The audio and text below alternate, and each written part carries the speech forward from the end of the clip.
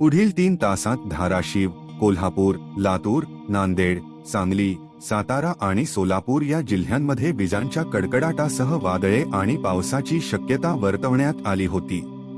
दरम्यान अक्कलकोटमध्ये प्रत्यक्ष पावसाला सुरुवात झाली असून काही ठिकाणी गारांचाही पाऊस पडला आहे। या दरम्यान 30 ते 40 किमी प्रतितास वेगाने जोरदार वारेही वाहत आहे।